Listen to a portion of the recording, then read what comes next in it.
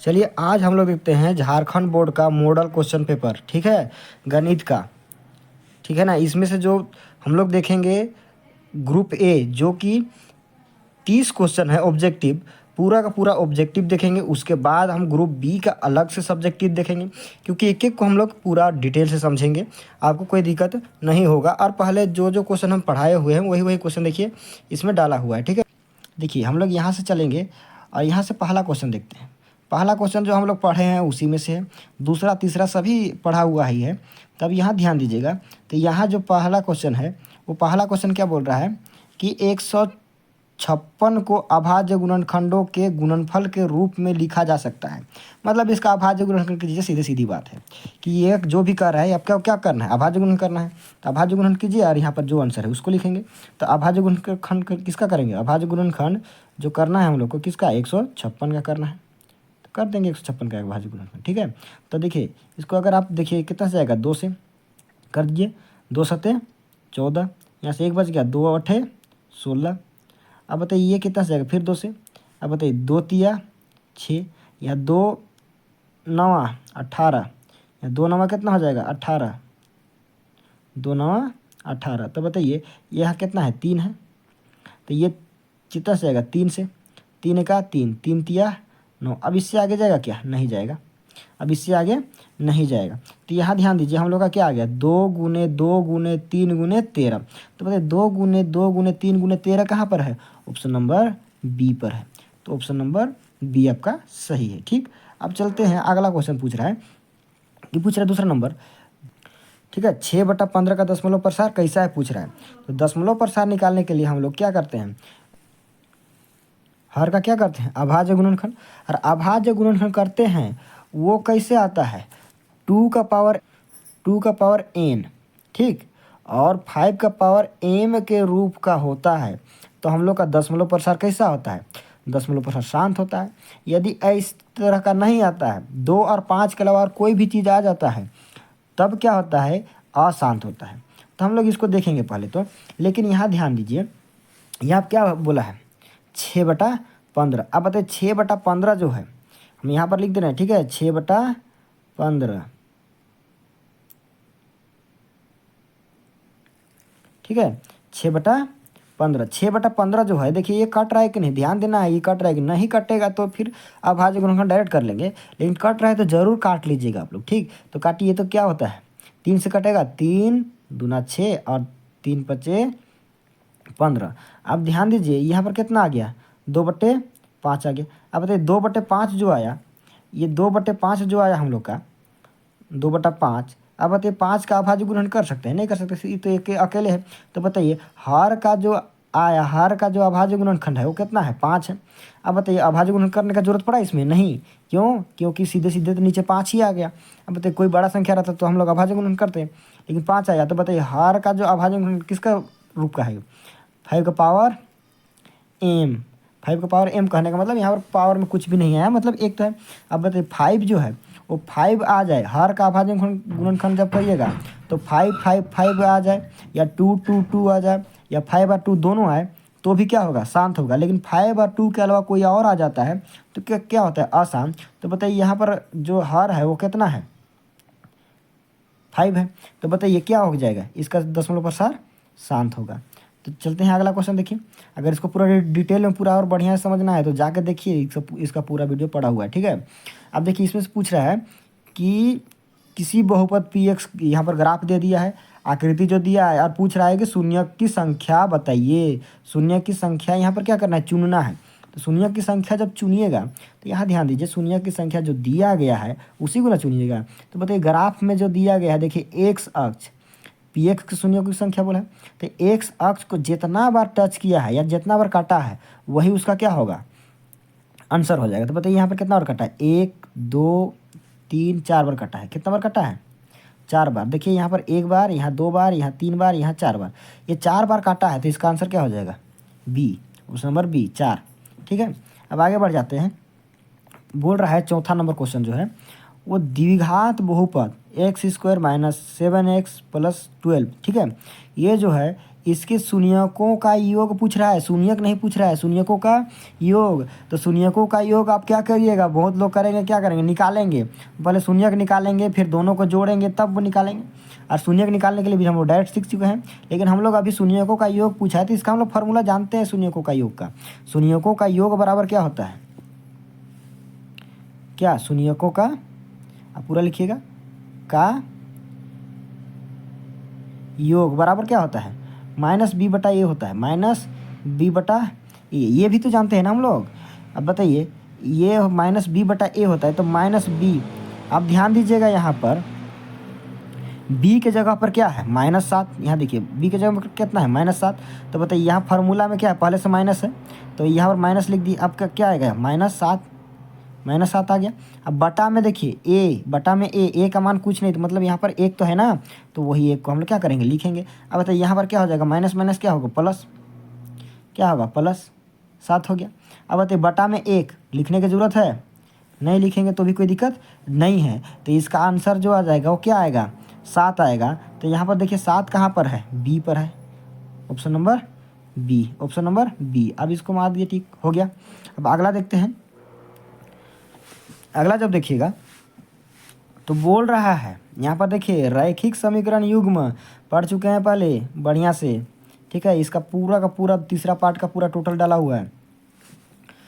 तो ध्यान दीजिए, इसमें 2 को रैखिक समीकरण दिया है, एगो ये दिया है और एगो ये दिया है, ठीक है। A1 B1 C1 करके दिया है, यहाँ पर A2 B2 C2 दिया है, ये तो हमको पता है। तो यहाँ ध्यान दीजिएगा, यहाँ पूछ रहा है का कोई हल नहीं है, जब कब कोई हल नहीं होता है तो बताइए इसका फॉर्मूला हम लोग जानते हैं, कब कोई हल नहीं होता है, यदि A1 बटा A2 बराबर नहीं, सॉरी A1 बटा A2 बराबर B1 बटा B2 बराबर नहीं होता है C1 बटा C2, तो क्या होता है, क्या होता है, इसका कोई हल नहीं होता है, ठीक है। तब क्या होता है, कोई हल नहीं होता है, मतलब ऑप्शन नंबर ए, ठीक। अब देखिए इसमें तीनों चारों कंडीशन बता देते हैं, ध्यान दीजिएगा। यदि इस तरह से होता है तो इसका रेखा कैसा होता है बताइए, तो इसका रेखा जो ए नंबर है, अगर इसी को आपको दे देता क्वेश्चन और बोलता कि इसका रेखा कैसा होगा, तो इसका रेखा कैसा होगा, इसका रेखा समांतर होगा, ठीक है। हल क्या होगा, एक को हल नहीं होगा, रेखा समांतर तो मतलब हल होगा, नहीं होगा। और जो ये सी नंबर है, इसका रेखा कैसा होगा, इसका रेखा होगा संपाती, मतलब ये कैसा चलेगा, साथे साथे चलेगा, एक रेखा वहीं चला वो दूसरा रेखा भी वहीं चलेगा, तो ये क्या हो जाएगा, संपाती। और ध्यान दीजिएगा, ये जो क्वेश्चन नंबर डी जो है, ये क्वेश्चन नंबर बी है वो तो पूरा ही पूरा पूरा का पूरा गलत है। बताइए क्वेश्चन नंबर डी जो है वो बताइए इसका हल कितना होगा, इसका हल होगा 1। क्यों, इसका रेखा क्या कैसा होता है, प्रतिच्छेद करता है, रेखा कैसा करता है, प्रतिच्छेदी रेखा होता है, ठीक है। तो यहाँ पर सभी को जान लिए, लेकिन इस क्वेश्चन के आधार पर जो पूछा गया है कि इसमें से कोई हल नहीं होगा, कब नहीं होगा, जब लास्ट वाला कटा हुआ होगा तब कोई हल नहीं होगा, इतना याद रख लीजिएगा। और सभी कटा हुआ रहेगा तो एक हल, कोई कटा हुआ नहीं है तो अनेक हल। आपको समझ में आया। अब आगे चलते हैं, आगे चलते हैं। देखिए 6 जो कर रहा है वो समीकरण दे दिया है, एगो समीकरण यहाँ दिया, एगो समीकरण दे दिया इसको और एगो समीकरण दे दिया इसको। यहाँ पर जो समीकरण दिया है इसको पूछ रहा है कि के द्वारा निरूपित रेखा, बताइए इसका रेखा कैसा होगा। तो पहले तो हम लोग जो ये फार्मूला हम लोग जब देखें, ये जो फार्मूला, यही फार्मूला में हम लोग क्या करेंगे, पहले बैठाएंगे, बैठाएंगे तब ना हम लोग जानेंगे कि कैसा होगा। अब बताइए बैठाएंगे तो बैठाइए, देखिए A1 बटा A2, A1 बटा A2 कहने का मतलब, थोड़ा सा इसको ऊपर कर लेते हैं, A1 बटा A2। अब बताइए A1 बटा A2, A1 का मान देखिए x के साथ A1 रहता है, y के साथ B1 रहता है, और कोई नहीं रहता है वो C1 होता है। तो इसी तरह से दूसरा समीकरण का A2 B2 C2 मानेंगे। तो यहाँ ध्यान दीजिए A1 के जगह में, A1 के जगह में यहाँ क्या है 1 बटा में A2 के जगह में देखिए A2 कहाँ मिलेगा, दूसरा समीकरण से। तो बताइए ये जो दिया है वो कितना है, 3 है। अभी हम बराबर का चिन्ह लगा रहे हैं, क्यों, क्योंकि अभी हमको पता नहीं है कि क्या आएगा। अब बताइए यहाँ पर क्या हो जाएगा, -1 किसका मान, B1 का, B2 का मान कितना है, -2। अब ध्यान दीजिए यहाँ का माइनस काट देते हैं अभी, बराबर हो जाएगा C1 बटा C2। अब C1 बटा C2 क्या है, 9 बटा 12। देखिए 9 बटा 12 जो है ये कट रहा है, काट देते हैं, यहाँ पर हम काट देते हैं इसको, ये हो जाएगा 3 तिया 9 बटा में क्या होगा, 3 चौके 12। अब बताइए ये क्या आ गया, 3/4। अब बताइए इसमें से कोई बराबर है? नहीं है। ध्यान दीजिए, इसमें से कोई बराबर है नहीं है, ये भी बराबर है नहीं है, ये भी बराबर नहीं है। तो बताइए इसका रेखा कैसा होगा? हम अभी बताए आप लोग को, ये तीनों कटा हुआ है, मतलब रेखा कैसा है? प्रतिच्छेदी रेखा है। इसका हल पूछता तो कैसा होता? इसका हल क्या होता? तो इसका हल होता लेकिन एक होता। ठीक, अब बताइए ध्यान से देखिए, रेखा कैसा है? प्रतिच्छेदी रेखा है। बताइए इसका ऑप्शन नंबर सी।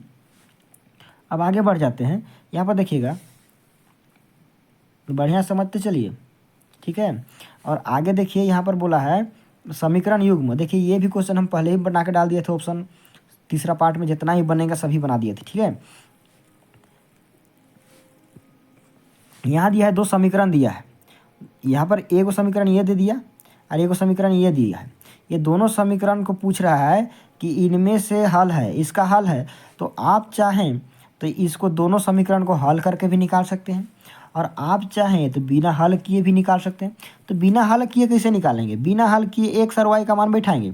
देखिए यहाँ पर एक्स वाई का मान दिया हुआ है, और ये समीकरण में क्या करेंगे? वही एक्स वाई का मान बैठाएंगे और बराबर 6 आ जाएगा। तो हम लोग का क्या आता है? वो समीकरण वही उसका आंसर होगा, वही ऑप्शन क्या होगा? उसका आंसर होगा। और लेकिन आप ध्यान दीजिएगा, जब आ जाएगा तो आपको ध्यान देना है कि जब एक समीकरण में आ गया दूसरा समीकरण भी चेक कर लेना, कभी कभी माइनस प्लस करके उल्टा करके क्या करता है? दे देता है, ठीक है। तो यहाँ पर हम लोग इसको पहले देखते हैं, इसको सेटिस्फाई कर पाता है कि नहीं पहला वाला। ध्यान दीजिए पहला कितना है? एक्स की जगह कितना है? 4। तो यहाँ पर एक्स की जगह कितना रख दिए? 4। और वाई की जगह कितना है? 3। तो यहाँ पर रख दिए 3। तो क्या हो जाएगा यहाँ पर? बताइए एक्स की जगह 2 है, पहले से 2 एक्स है, तो बताइए 2 गुने 4 करेंगे, 2 गुने क्या हो जाएगा? 4। तो क्या हो जाएगा? 4 दूनी 8 होगा, ठीक है। प्लस में वाई का मान कितना है? 3 हो जाएगा। तो वाई का मान जब 3 लिखेंगे, ठीक है, और बराबर 6 आता है क्या? देखिए बराबर 6 आएगा। तो ध्यान दीजिए इसको इसको जोड़िएगा तो कितना हो जाएगा? 11, ठीक है। 11 बताइए ये 6 के बराबर आ रहा है? नहीं आ रहा है। तो ये ऑप्शन नंबर तो होगा ही नहीं, पहली बात। दूसरा ऑप्शन को रख के देखिए, ऑप्शन नंबर किसको? ऑप्शन नंबर बी को रख के देखिए। ऑप्शन नंबर बी को इसमें रखिए फटाक से। आप लोग देखिए, एक बार आप सीख जाएंगे, 2 बार आपको दिक्कत नहीं होगा। तो बताइए इसमें अगर हम रखते हैं 1, तो 2 का 2, प्लस में क्या है? वाई का मान 4, तो यहाँ पर हम रखते हैं 4। तो बताइए क्या हो जाएगा? बराबर कितना? 6। तो बताइए 6 के बराबर आ रहा है कि नहीं? इधर जोड़िए, तो इधर 6 आ रहा है, इधर भी क्या आ रहा है? 6। 6 के बराबर 6, मतलब ये ऑप्शन नंबर बी। अब देखिए ये ऑप्शन नंबर बी तो हम कर रहे हैं, लेकिन पहले आप इसमें भी रख के देख लीजिएगा, ठीक है। इसमें भी रखेंगे तो क्या हो जाएगा? 5 आएगा, 5 और 4, अगर 5 में 4 घटाएंगे कितना मिलेगा? 1 मिलेगा। तो ये ऑप्शन नंबर बी, ठीक है, इसका ऑप्शन नंबर बी। अब अगला देखिए, निम्नलिखित में से कौन द्विघात समीकरण है? निम्नलिखित में से कौन द्विघात समीकरण है? तो बताइए, हम आपको डायरेक्ट निकालने के लिए इसका ही बता दिए थे, ठीक है। चौथा चैप्टर से जितना बनेगा आप चाहें तो जाकर देख सकते हैं, ठीक। अब देखिए इसमें देखिएगा, इसमें आपको कोई हल फल नहीं करना है, सीधे सीधे डायरेक्ट देखना है कि बराबर के इधर एक्स स्क्वायर आ रहा है कि नहीं, बराबर के उधर एक्स स्क्वायर आ रहा है कि नहीं। अगर बराबर के इधर एक्स स्क्वायर आ रहा है और बराबर के उधर भी एक्स स्क्वायर आ रहा है, मतलब क्या होगा? दोनों क्या हो जाएगा? आपस में कट जाएगा, तो समीकरण द्विघात समीकरण नहीं होगा। लेकिन हम लोग इसमें चेक करते हैं, देखिए पहला में देखिएगा, पहला में इधर भी एक्स स्क्वायर आएगा, उधर भी एक्स स्क्वायर आएगा, इधर भी देखिए उसका चिन्ह प्लस आएगा, उधर भी प्लस आएगा। तो ये बताइए ये तो कट जाएगा, वो आपस में क्या हो जाएगा? इसका एक्स स्क्वायर इसका एक्स स्क्वायर क्या हो जाएगा? कट जाएगा। तो बताइए द्विघात समीकरण होगा? नहीं होगा। अब अगला वाला देखिए, यहाँ देखिएगा ये क्या है? इधर भी एक्स स्क्वायर आ रहा है, उधर भी एक्स स्क्वायर है, मतलब a प्लस बी का होल स्क्वायर जब लगाएंगे तो इधर एक्स स्क्वायर आ जाएगा, उधर भी एक्स स्क्वायर। तो इधर का एक्स स्क्वायर और इधर का एक्स स्क्वायर क्या हो जाएगा? कट जाएगा। तो बताइए जब इधर का एक्स स्क्वायर उधर का एक्स स्क्वायर कट गया तो यहाँ पर बताइए द्विघात समीकरण होगा? नहीं होगा। अब बताइए तीसरा वाला देखिएगा सी, देखिए इधर एक्स स्क्वायर आ रहा है ए प्लस बी, ठीक है, ये क्या है? ए प्लस बी का होल स्क्वायर में है। अब इधर बताइए बराबर को उधर क्या है? एक्स स्क्वायर है क्या? नहीं है। तो बताइए यही इसका आंसर हो जाएगा, यही इसका क्या हो जाएगा? ऑप्शन नंबर सी, ठीक। अब अगला चलते हैं, अगला देखिए, इसको आप समझ गए तो द्विघात समीकरण x square plus 7x plus 6 बराबर क्या है? 0 के मूलों की प्रकृति है। इसका मूल की प्रकृति बताने के लिए बोल रहा है, ये भी बना चुके हैं पहले। इसका मूल की प्रकृति कैसे निकालेंगे? मूल की प्रकृति निकालने के लिए हम लोग क्या मतलब निकालना पड़ेगा? विविक्तर। यदि विविक्तर यदि 0 से बड़ा होता है तो क्या बोलते हैं? 0 से बड़ा यदि डी हो जाता है तब हम लोग का मूल वास्तविक और क्या होता है? वास्तविक और असमान। यदि 0 के बराबर हो जाता है तो क्या बोलते हैं? वास्तविक तो होता है और समान मूल होता है, 2 समान मूल होता है। ठीक है, इसमें 2 भिन्न मूल होता है। किसमें? जब बड़ा होता है डी तो क्या होता है? भिन्न मूल। अब बताइए जब 0 बड़ा हो जाता है मतलब डी का मान माइनस में आ जाता है तब वास्तविक नहीं होता है। ठीक है, तो यहाँ ध्यान देते हैं हम लोग क्या निकालेंगे? पहले डी का मान निकालेंगे। डी का मान, डी का फॉर्मूला आप लोग जानते हैं, डी बराबर क्या होता है? B square minus 4ac। ठीक है, यही ना होता है।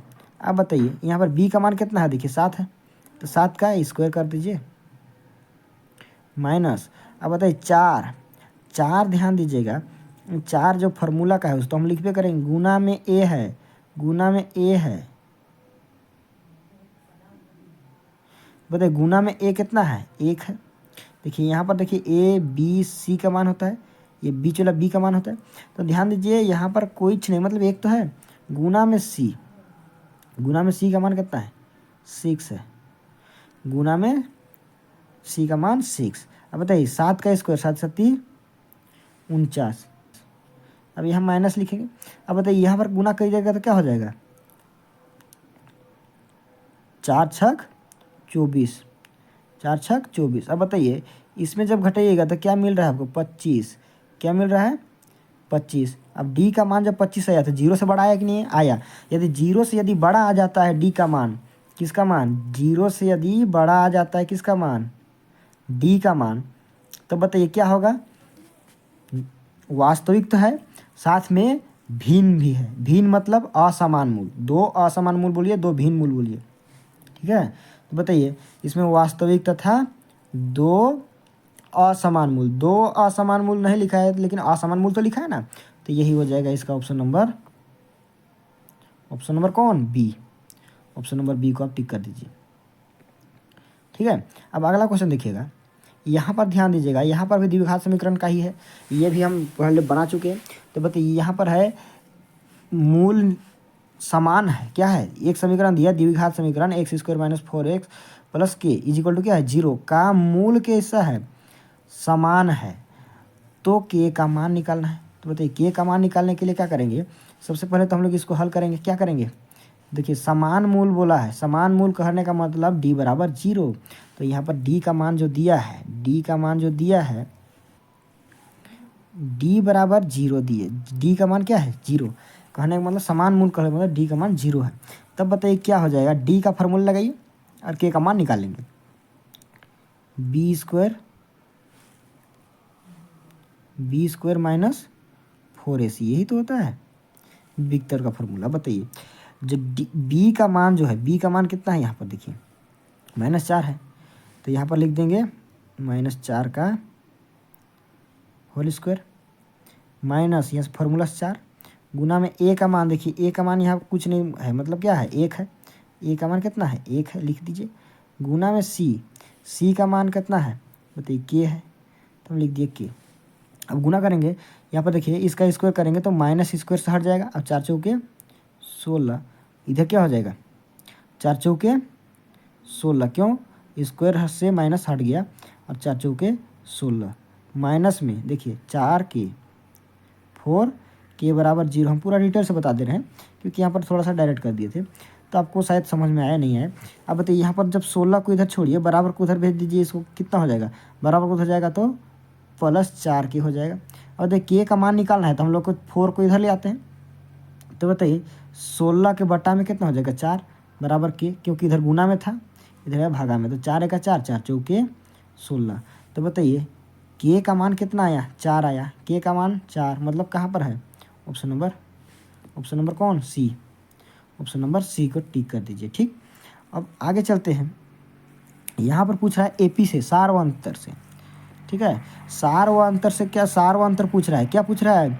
एपी का जो दिया है 24, 21, 18 का सार व अंतर है। अब बताइए इसमें से सार व अंतर कौन है? ध्यान दीजिए, तो सार व अंतर निकालने के लिए क्या करते हैं? A2 - A1, A2 - A1 करते हैं ना। दूसरा पद घटाओ पहला पद। अब बताइए दूसरा पद कितना है 21, घटाओ पहला पद कितना है 24।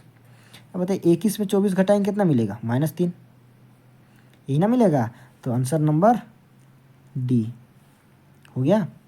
आगे चलते हैं। एपी का जो 2, 7, 12 का 10वां पद क्या निकालना है, 10वां नंबर में कौन आएगा उसको पूछ रहा है। तो बताइए आप चाहें तो इसको डायरेक्ट सीखिए मेरे साथ, या तो आप चाहें तो इसमें आप ए एन का फॉर्मूला लगी, एनवा पद का। एनवा पद का फॉर्मूला क्या होता है, A N is equal to A plus N minus 1 into D. तो हम इसी से आप देखिए डायरेक्ट कैसे करते हैं। एनवा पद बोल रहा है 10वां पद निकालना है, मतलब एन का मान दिया है कितना 10, नंबर और क्या दिया है 10, पहला पद 2 है, दूसरा पद 7 है, तीसरा पद 12 है। तो इसी तरह से करके आपको 10वां पद बताना, 10वां पद में कौन सा संख्या होगा ये बताना है। तो बताइए एन का मान कितना है 10 है, तो 10 माइनस क्या करेंगे, इसको डायरेक्ट निकालने के लिए सीखिए, मुँह जबान निकालिएगा। जितनवां पद बोला है उसमें से एक कम कर देंगे, मतलब 10वां पद बोला है तो कितना कर देंगे, एक कम कर देंगे, क्या हो जाएगा 9वां पद हो जाएगा। फिर गुना कर देंगे सारवा अंतर, डी कितना होगा बताइए, डी अभी निकालने के लिए बताइए A2 - 7। तो बताइए A2 - 7 मतलब 7 - 2 बराबर कितना हो जाएगा 5। तो बताइए इसको किससे गुना कर देंगे, 5 से गुना कर देंगे। अब बताइए कितना हो जाएगा 45, 5 9 45। अब बताइए इसमें से ए का मान जोड़ देना है, ए का मान मतलब पहला संख्या, पहला संख्या जोड़ दीजिए कितना है 2। तो बताइए कितना हो जाएगा 47, तुरंत निकल गया 47, ठीक है। तो बताइए इसका आंसर क्या हो जाएगा 47, मारिए कौन सा, option number B. Option number B को टिक कर लीजिए, आगे बढ़ जाइए। यदि एपी से आपको पूरा डिटेल से आपका एपी का पूरे भी और पढ़ना है तो इसका भी पूरा का पूरा डाल देंगे, अब देख लीजिएगा, ठीक है। देखिए समरूप त्रिभुज के संगत कोण होते हैं, दो समरूप त्रिभुज मान लिया इस तरह से, ठीक है। इसका संगत कोण क्या होगा, इसका कोण इसके संगत कोण के क्या होगा बराबर होगा, संगत कोण के क्या होगा बराबर होगा। तो बताइए इसका ऑप्शन नंबर ए, ठीक। आगे बढ़ते हैं, देखिए क्वेश्चन नंबर 15, ठीक है। त्रिभुज ए बी सी में यदि डी ई समांतर बी सी हो तथा बी डी बराबर 7.2 सेंटीमीटर है और ए ई बराबर 1.8 सेंटीमीटर और ए ई सी बराबर दिया है 5.4 सेंटीमीटर हो, तो क्या बोला है ए डी का मान ज्ञात करें, ठीक है। ए डी का मान क्या होगा, यहाँ पर देखिए एक त्रिभुज है जिस पर क्या कर दिया गया है, एक त्रिभुज है जिस पर दो समांतर रेखा जब खींच दिया जाता है तो कौन सा परमेय से हम लोग बनाएंगे, बताइए कौन सा परमेय से बनाएंगे, थेल्स परमेय से बनाएंगे। थेल्स परमेय क्या होता है बताइए, तो जो यहाँ पर जो दिया है ए बी सी, इसमें क्या एक समांतर रेखा खींच दिया गया डी ई, तो बताइए यहाँ पर ए डी बटा बी डी होगा, ए ई बटा सी ई होगा। तो हम लोग यहाँ पर लिखेंगे क्या चीज़, यहाँ क्या लिखेंगे ए डी बटा बी डी बराबर ए ई बटा सी ई। अभी देखिए ए डी का मान है क्या, देखिए ए डी का मान हम लोग को निकालना है, यहाँ देखिए ए डी का मान है नहीं, तो ए डी का मान निकालेंगे तो किसका मान लिखेंगे, ए डी का मान को ए डी ही रहने देंगे, जैसा का तैसा ए डी रहेगा, ठीक है। ए डी जैसा का तैसा ये ए डी है, ठीक है,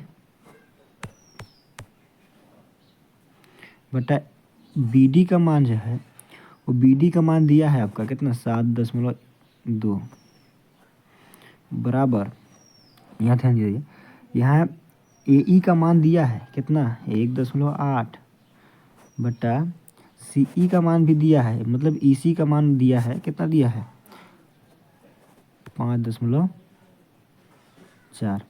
अब यहाँ ध्यान दीजिए, अगर इसको हम लोग आगे बनाएं तो इसको देखिए ये कटेगा, काट दीजिए बराबर किधर वाला, देखिए ये दशमलव काट दीजिए, खत्म हो जाएगा।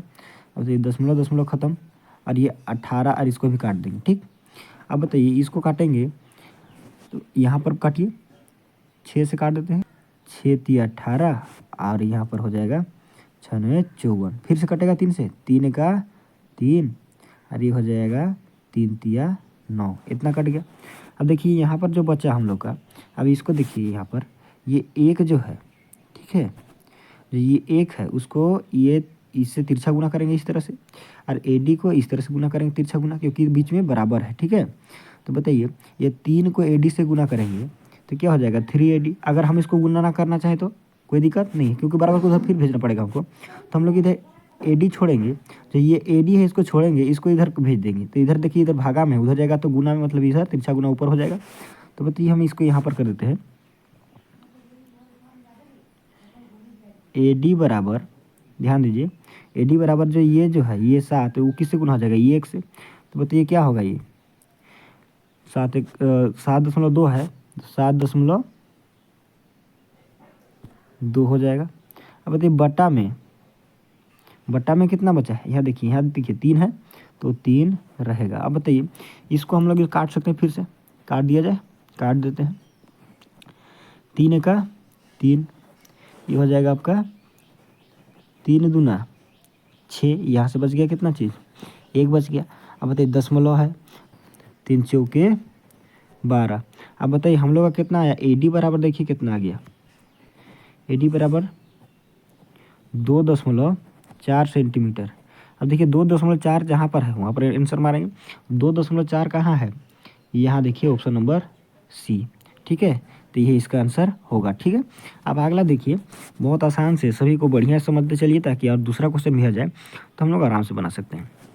देखिए यहाँ पर बोल रहा है 16 नंबर क्वेश्चन में, यहाँ एक त्रिभुज दिया है ABC में, AB बराबर 6√3 सेंटीमीटर और AC बराबर 12 सेंटीमीटर और BC बराबर 6 सेंटीमीटर हो तो कोण B का मान निकालना है। तो सबसे पहले त्रिभुज ज्ञात कीजिए। पहले देखिए त्रिभुज बना दिए, यहाँ इसको हम लोग मान लेते हैं A, ठीक, इसको हम लोग मान लेते हैं B, इसको हम लोग मान लिए C। क्यों C माने इसको, देखिए ये C क्यों माने इसको, क्योंकि ये जो C है AC का मान है, देखिए सबसे बड़ा है, क्या है AC का मान क्या है, सबसे बड़ा है। तो देखिए यहाँ पर सबसे बड़ा वाला AC होना चाहिए, यहाँ ध्यान दीजिएगा, सबसे बड़ा वाला क्या होना चाहिए, AC, यही। तो सबसे बड़ा वाला जो AC है, इसलिए हम लोग इस तरह से मान दिए। अब देखिए सबसे बड़ा वाला जो भुजा है वो 12 सेंटीमीटर का है। या पहले कौन पूछ रहा है कि B कोण का मान बताइए, तो B कोण देखिए दोनों के लिए कॉमन आ रहा है ना, B कोण देखिए यहाँ पर B कोण यहाँ भी है और यहाँ भी है, मतलब दोनों के लिए कॉमन आ रहा है, मतलब इसलिए यहाँ पर लिखे हैं, ठीक है, B कोण को, क्योंकि इसका मान देखिए सबसे बड़ा भुजा ये हो गया। अब सबसे बड़ा भुजा ये हुआ तो इसी का हम लोग क्या करेंगे यहाँ पर, अब यहाँ ध्यान दीजिए, अगर यदि इसका स्क्वायर, इसका जो स्क्वायर है वो ये भुजा और ये भुजा के स्क्वायर के योग के अगर बराबर हो जाता है, यानी कि इसका वर्ग करेंगे और इसका वर्ग और इसका वर्ग के योग के बराबर हो जाएगा, तो हम लोग बोलेंगे कि B कोण क्या है, 90 डिग्री का है, कोण B का मान पूछा है। इसलिए अगर कोण A का मान पूछता तब ये अलग हो जाता है, ये इसका मान पूछता तब हम लोग अब निकालते हैं, फिर आपको आगे समझाएंगे, ठीक है। तो सबसे पहले बढ़िया से देखिए निकालने के लिए अब क्या करेंगे, यहाँ पर सबसे पहले तो हम लोग लेंगे 12 का स्क्वायर कीजिए कितना होता है, 144 कर लीजिएगा बढ़िया से। अब समझ में आया ना।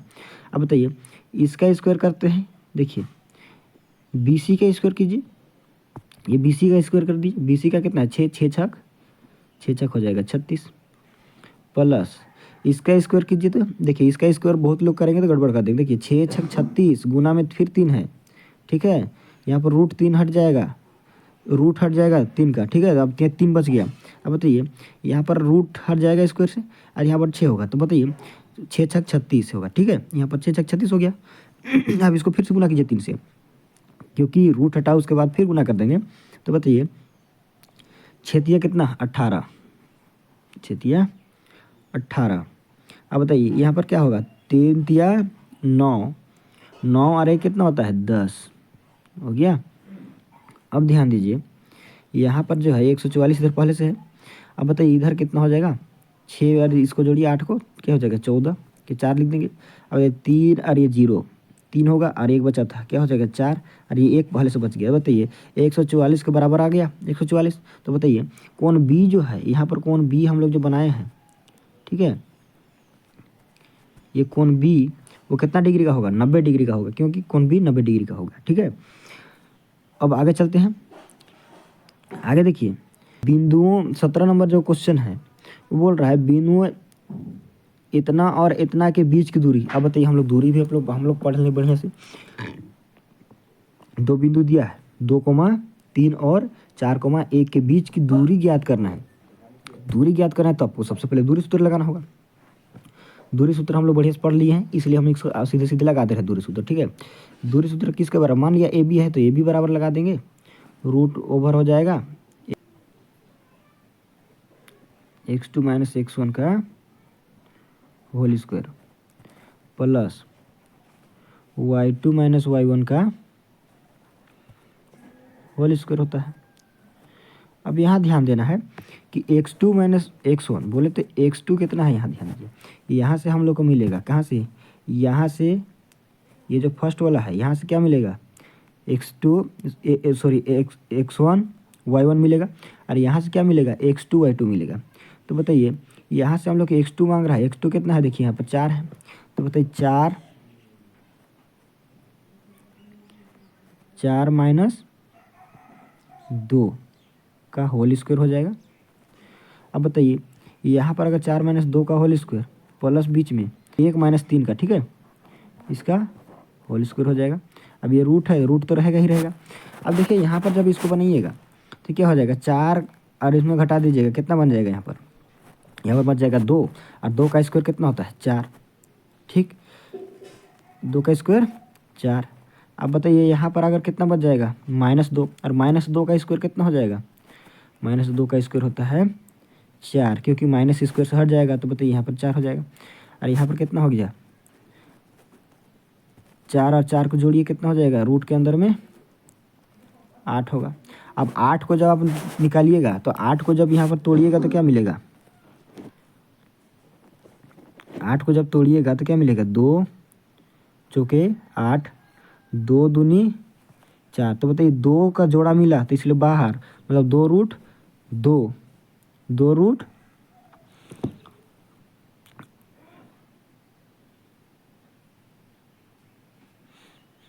जल्दी कीजिए, 2 रूट 2 कहाँ पर है, 2 रूट 2 यहाँ पर है। देखिए क्वेश्चन नंबर डी, मात्रा की ही इसका क्या हो जाएगा आंसर। ठीक है, अब आगे देखेंगे तो क्या होगा, देखिए आगे देखिए 18 नंबर क्वेश्चन क्या कर रहा है। यहाँ पर ध्यान दीजिए, बिंदुओं ये जो दिया है 2,5 तथा 4,7 को मिलाने वाले रेखाखंड का मध्य बिंदु है। बताइए ये दोनों को मिला रहा है, इसका मध्य बिंदु कौन है। अब बताइए मध्य बिंदु का निर्देशांक, फॉर्मूला पढ़े ना, मध्य बिंदु का निर्देशांक क्या होता है, x1 प्लस x2 बटा 2 लिखते हैं, कोमा y1 प्लस y2 बटा 2, यही लिखते हैं ना हम लोग मध्य बिंदु का निर्देशांक। देखिए यहाँ पर ध्यान दीजिए, अब बताइए x2 कितना है, x2 है 4, तो लिख देंगे 4, प्लस x1 कितना है 2, लिख देंगे 2, बट्टा में कितना 2। अब बताइए बराबर कितना, यहाँ पर कोमा कितना होगा, देखिए यहाँ पर कोमा देंगे, अब कोमा देंगे, अब बताइए y2 कितना है 7, प्लस y1 कितना है, y1 आगे लिखो या पीछे लिखो, इससे कोई दिक्कत नहीं है। ठीक है, तो यहाँ पर बताइए यहाँ पर कितना है, प्लस करके लिख देंगे 5, क्या है 5। अब बताइए बटा में 2, अब इसको हल कीजिए कितना मिल जाएगा, इसको हल करेंगे 6 मिलेगा, बटा में 2, और यहाँ पर कितना मिल जाएगा, यहाँ पर आपको मिल जाएगा 12, 12 बटा में 2। तो इसको काटेंगे तो क्या मिलेगा, 2 एक आध 2 हो जाएगा नीचे, और 2 तिया 6। अब बताइए 2 एक आध 2 यहाँ हो गया, 2 छक 12, यानी कि हम लोग का 3,6 आया। 3,6 कहाँ पर है, देखिए सी नंबर ऑप्शन। ठीक है, इस तरह से करके निकालना है। आगे देखिए, आगे देखिए 19 नंबर क्वेश्चन क्या बोल रहा है। चलिए यहाँ 19 नंबर क्वेश्चन देखिएगा। फिर आगे, यदि ए दिया है 0,0, बी दिया है 5,0 और सी दिया है कितना 0,6 हो, तो ए बी सी का क्षेत्रफल ज्ञात करना है। एक त्रिभुज दिया है जिसका तीनों शीर्ष दिया होता है, तो त्रिभुज का क्षेत्रफल क्या होता है, देखिए त्रिभुज का क्षेत्रफल क्या होता है, हम यहाँ पर लिख दिए हैं 1/2 x1 y2 minus y3 plus x2 y3 minus y1 plus x3 y1 minus y2। ये आपको याद होगा पहले से ही। अब देखिए इसमें ध्यान दीजिए, इसको तीनों शीर्ष दिया हुआ है, तो देखिए ये जो पहला जो यहाँ शीर्ष है इसको हम लोग क्या मान लेंगे, x1 y1, इसको मान लेंगे x2 y2, इसको मान लेंगे x3 y3, यही मानेंगे।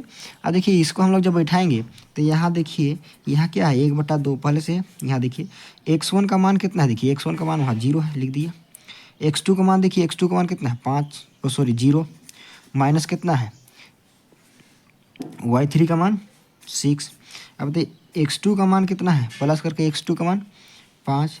अब बताइए y3 का मान कितना है, देखिए y3 का मान है यहाँ पर 6, माइनस y1 का मान है 0, प्लस कर देंगे x3 का, सॉरी यहाँ x3 का मान बैठाना है, x3 हम लिख दिए, तो x3 का मान क्या है 0, और यहाँ पर जो y1 का मान है वो है 0, और y2 का मान है वो भी है 0। तो बताइए यहाँ पर ध्यान दीजिएगा, इसको हम लोग अगर ये 0 के साथ अगर इसको गुना कर देंगे बाद में, जब इसको घटाएंगे यानी कि 6 हो जाएगा, -6 होगा, इसको अब गुना करेंगे 0 हो जाएगा। यहाँ देखिए 0 0 है, 0 हो जाएगा गुना होके। अब बताइए बचेगा क्या हम लोग के पास, 1/2 बचेगा। यहाँ पर गुना में बदलते हैं इस बटा ये ब्रैकेट को, ठीक है। अब देखिए यहाँ पर जो 5 है ये 6 है। अब बताइए ये जो, अगर इसको हम लोग 6 में 0 घटाएंगे कोई फ़ायदा है, कोई फ़ायदा नहीं है। 6 में 0 घटाएंगे 6 ही बचेगा, और यहाँ पर बीच में क्या है, इसका मतलब गुना का चिन्ह है। तो बताइए 5 6 कितना हो जाएगा 30 हो जाएगा। अब बताइए ये बाटा में है, ये ऊपर है, ठीक है, ये भागा में, ये गुना में है, तो बताइए कितना हो जाएगा 15 दूना 30 हो जाएगा, ठीक है। तो बताइए इसका आंसर जो आएगा वो हम लोग का कितना आएगा 15 वर्ग मात्रक, ठीक है। क्यों, त्रिभुज का क्षेत्रफल क्या होता है, स्क्वायर होता है ना यूनिट, तो इसलिए वर्ग मात्रक लिख देते हैं, स्क्वायर यूनिट होता है तो ये वर्ग मात्रक।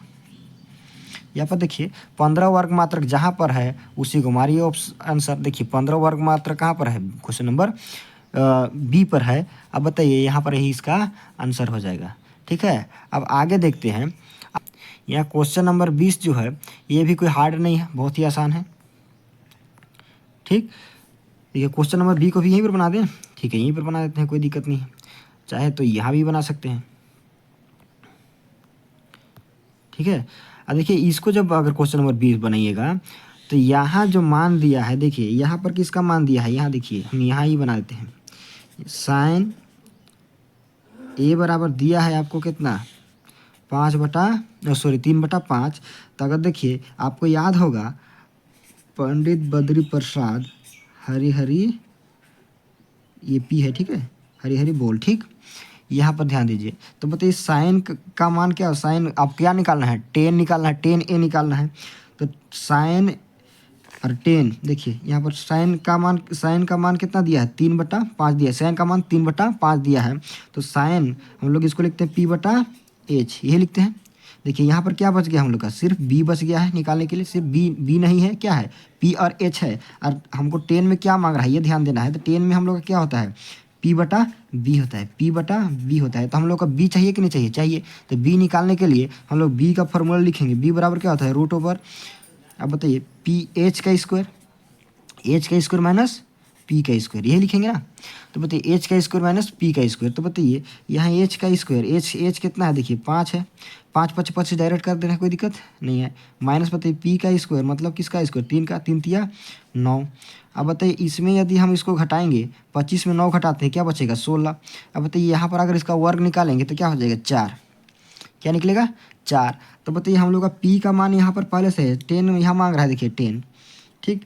तो देखिए यहाँ पर जो है जो 10 है 10 p/b, तो p का मान देखिए यहाँ पर कितना है 3 पहले से है, बटा में कितना है b का मान देखिए अभी लाए हैं कितना आए हैं 4, तो यहाँ पर बटा में 4 लिख देंगे, मतलब 3/4, यही इसका आंसर हो जाएगा। देखिए 3/4 जहाँ है वहाँ पर मारिए, ऑप्शन नंबर कहाँ पर, ऑप्शन नंबर सी में 3/4 है, यही इसका आंसर हो जाएगा, ठीक। अब आगे देखिए 2 sin स्क्वायर a बराबर 1 है, ठीक है। तो कोण ए का मान बताना है। तो देखिए यहाँ पर बहुत आसान है इसको निकालना, साइन स्क्वायर ए को इधर छोड़िए, साइन स्क्वायर ए है इसको छोड़िए, बराबर को उधर 1 था, इधर गुना में 2 था, इधर चल जाएगा, बट्टा में 2 हो जाएगा, ठीक है। अब इधर देखिए स्क्वायर है, स्क्वायर को उधर भेजेंगे तो क्या हो जाएगा रूट में हो जाएगा, क्या √1/2 हो जाएगा। अब बताइए इसका जो करेंगे, अगर इसको हम लोग करेंगे तो √1 का मान निकल जाएगा यहाँ पर बाहर, और √2 यहाँ पर बटा में हो जाएगा। अब बताइए 1/√2 45 में होता है। तो बताइए इसका ऑप्शन नंबर बी आंसर हो गया। अब आगे देखिए आगे क्या है, हाँ आगे यहाँ पर क्या बोल रहा है 22 नंबर क्वेश्चन, देखिए ये बहुत आसान है। 22 नंबर क्वेश्चन बोल रहा है कि कोस 48 डिग्री माइनस साइन 42 डिग्री।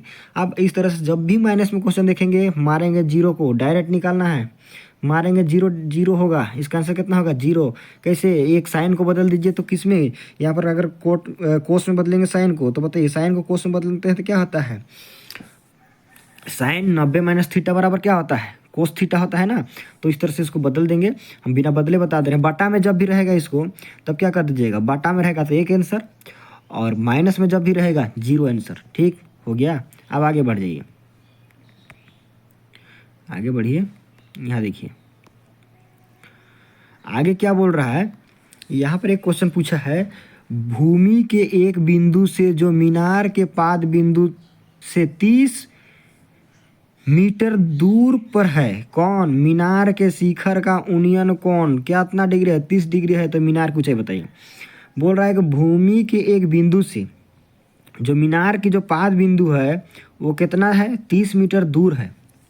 ठीक, तो देखिए एक मीनार है, कोई एक मीनार है इस तरह से, तो बताइए कोई भूमि के एक बिंदु है, बताइए ये भूमि है, यहाँ पर मान लिया, यहाँ आप जिता भी सकते हैं भूमि है। अब यहाँ से यहाँ तक की दूरी, कहाँ से, यहाँ से यहाँ तक की दूरी जो है, ये मीनार तक की दूरी कितना है, 30 सेंटीमीटर दिया है, ओ सॉरी 30 मीटर दिया है, मीटर में है। तो यहाँ 30 मीटर जो दिया है, यहाँ से यहाँ तक की दूरी जो है 30 मीटर है। और जब ये यहाँ से जब कोई आदमी इसको ऊपर देखता है तो ये कितना डिग्री का बनता है, 30 डिग्री का बनता है बोल रहा है। ठीक है, 30 डिग्री का बनता है। तो क्या निकालना है, ये मीनार की ऊंचाई जो है इसको निकालना है। तो इसको हम लोग मान लेते हैं एक त्रिभुज बन गया ABC। ठीक है, तो बताइए इसको हम लोग मीनार की ऊंचाई को x मान लेते हैं, कोई दिक्कत नहीं है। अब बताइए यहाँ पर जब आपको ऊंचाई निकालना है तो यहाँ पर क्या हो जाएगा, P/B। यहाँ देखिए क्या हो जाएगा, ये P/B हो जाएगा। अब बताइए P/B कब होता है, P/B अभी बनाए थे, क्या कब होता है, 10 कितना डिग्री, 30 डिग्री। अब यहाँ पर 10 30 डिग्री लेना है हम लोग को। ठीक, तो यहाँ पर हम लोग 10 30 डिग्री लेंगे। यदि 10 कितना डिग्री, 30 डिग्री बराबर क्या हो जाता है, P/B ले लिए। ठीक है, P/B। अब 10 30 डिग्री का मान क्या होता है, बैठाइए, और यहाँ पर P/B का मान बैठा देंगे। ठीक, अब 10 30 डिग्री का मान क्या होता है, 1/√3, 1/√3 बराबर P। देखिए P इधर है, P है, P का मान कितना है, x लिख दी है, कोई दिक्कत। और यहाँ पर B का मान कितना है, देखिए B का मान है आपका 30। ठीक, अब ये x को छोड़िए, इसको उधर भेज दीजिए भागा में। हम इधर थोड़ा सा जल्दी में करने की कोशिश कर रहे हैं कि यहाँ पर जो 30 है इसको तिरछा गुना कर दिए, इसको भी तिरछा गुना कर सकते हैं, फिर हम लोग को बटा में भेजना पड़ेगा इसको ना, इसलिए ना भेज के इसी को इधर गुना करते हैं ना सीधे सीधे। तो बताइए यहाँ पर जो हो जाएगा हम लोग का कितना होगा, देखिए इसको गुना कीजिएगा तो x बराबर क्या होगा, 30/√3। अब बताइए √3 जब भी नीचे रहता है तो उसको हटाते हैं, परिमेयकरण कर देते हैं। तो करिए √3/√3, यही ना लिखते हैं परिमेयकरण में, नीचे जो रहता है उसी से गुना। अब बताइए यहाँ पर जब करेंगे √3 गुना √3, तो अगर √3 गुना √3 कितना हो जाएगा, 3, और ऊपर कितना हो जाएगा, 30√3। अब काटिएगा तो क्या हो जाएगा, ये बताइए, 3 × 3, 3 दहाई के 30। तो हम लोग के क्या आ जा रहा है, 10√3। 10√3 जहाँ आएगा वहीं पर इसका क्या हो जाएगा आंसर, ये 10√3 जहाँ आया वही आंसर। देखिए 10√3 कहाँ है, C में। ठीक है, चलिए ये भी हो गया। अब आगे देखते हैं, बोल रहा है एक वृत्त की कितनी स्पर्श रेखा हो सकती है, एक वृत्त है उस पर कितनी स्पर्श रेखा हो सकती है। देखिए यहाँ पर हम एक वृत्त है, ठीक, एक वृत्त है, इस पर देखिए कितने स्पर्श रेखा हो सकती है। देखिए बाह्य बिंदु से कितनों स्पर्श रेखा हो सकता है, इसका अनंत हो सकता है, ये इधर भी हो सकता है, इधर भी हो सकता है, इधर भी हो सकता है, इधर भी हो सकता है, इधर भी हो सकता है, सभी तरफ से क्या हो सकता है, स्पर्श रेखा। ठीक है, यदि बाह्य बिंदु एक बिंदु से बोलता, बाह्य एक बिंदु से बोलता तो कितना स्पर्श रेखा, सिर्फ 2 ही स्पर्श रेखा हो सकता है। लेकिन यदि एक वृत्त पर बोल रहा है, एक वृत्त पर कितना स्पर्श रेखा, तो ये स्पर्श रेखा कितना होगा, अनंत होगा। तो इसका ऑप्शन नंबर C। ठीक है, अब ध्यान दीजिए आगे, यहाँ पर क्या बोल रहा है, यदि TP, TQ केंद्र O वाले किसी वृत्त पर 2 स्पर्श रेखाएं इस प्रकार है कि जो कोण बन रहा है POQ वो कितना है 110 डिग्री का। देखिए इसमें दो को स्पर्शरेखा दिया है, ठीक है, एक स्पर्शरेखा ये रहा, एक स्पर्शरेखा ये रहा। अब बोल रहा है ये इतना है, तो हम लोग को निकालने क्या बोल रहा है कि कोण कोण क्या निकालने बोल रहा है, तो निकालने बोल रहा है कोण PTQ, मतलब ये कोण का मान निकालना है। तो ये कोण का मान निकालेंगे तो देखिए ये एक चतुर्भुज की तरह बन गया कि नहीं बन गया, चतुर्भुज बन ही गया। अब बताइए यहाँ पर चतुर्भुज बन गया तो बताइए यहाँ पर चार भुजा हुआ कि नहीं हुआ। अब बताइए चारों किसी चतुर्भुज के चारों भुजा के कोण का योग कितना होता है, बताइए 360 डिग्री। चारों कोणों का योग बिठा दीजिए। देखिए चार कोणों का योग मतलब कहने का मतलब हम अभी लिख दे रहे हैं यहाँ पर कोण P का मान कितना होगा। देखिए कोण P और कोण Q का मान यहाँ देखिए ये क्या क्या है, स्पर्श कोण है। स्पर्श कोण कितना डिग्री का, 90 डिग्री का होता है। तो बताइए दो को 90 डिग्री का, एगो 110 डिग्री का, एगो 110 डिग्री का है, प्लस कर देंगे 90, प्लस कर देंगे 90, ठीक है। और प्लस जो कोण किसका निकालना है, कोण T का मान निकालना है हमको, यही तो निकालना है। तब देखिए इसके बराबर कितना लिख देंगे 360 डिग्री, यही ना 360 डिग्री लिख दीजिए। अब बताइए ये सभी को जोड़िए और टी कोण का मान निकल जाएगा ये हम लोग का, ठीक है। तो बराबर बताइए ये कोण का मान निकल जाएगा, ठीक। तो इसको जोड़िए और बराबर को उधर भेजते हैं। चलिए ये तीनों कोण को जोड़िए, ये तीनों कोण को जब जोड़ेंगे तो कितना आ जाएगा, देखिए यहाँ पर कितना आएगा। ये तीनों कोण को जोड़िएगा तो आ जाएगा आपका 290, ठीक है, 290 आ जाएगा। अब बताइए पहले से इधर कितना है 360 है, 290 को बराबर उधर भेजेंगे तो क्या हो जाएगा 290 इधर हो जाएगा। अब बताइए इसमें जब घटाइएगा तो यहाँ पर 0 में 0 घट जाएगा, इतना बच जाएगा। यहाँ पर बताइए यहाँ पर 16 में जब 9 घटा देंगे तो कितना बच जाएगा 7, ठीक है। यहाँ पर 7 बच जाएगा, यहाँ 3 था, यहाँ पर 2 बच गया, 2 में 2 घटा देंगे 0 हो जाएगा। तो बताइए ये कितना डिग्री हो गया 70 डिग्री, बचा कितना डिग्री 70 डिग्री। 70 डिग्री कहाँ है, कोण बी में, हो गया आंसर। आगे चलते हैं, यहाँ ध्यान दीजिए यदि एक वृत्त है ना, यदि 26 नंबर क्वेश्चन क्या बोल रहा है, यदि एक वृत्त का परिमाप और क्षेत्रफल संख्यात्मक रूप से बराबर है तो उस वृत्त की त्रिज्या है, क्या बोल रहा है, उसका परिमाप और क्षेत्रफल क्या है संख्यात्मक रूप से बराबर है, तो उस वृत्त का त्रिज्या पूछ रहा है। ध्यान दीजिए इसको क्या करना है, कुछ नहीं, परिमाप और क्षेत्रफल दोनों बराबर है। तो परिमाप क्या होता है 2πr और क्षेत्रफल क्या होता है πr²। अब ध्यान दीजिए यहाँ पाई से पाई खत्म, एक आर से ये स्क्वायर खत्म, तो आर का मान जो बचा वो कितना बचा 2 बचा, यही तो हो गया इसका आंसर। आगे चलिए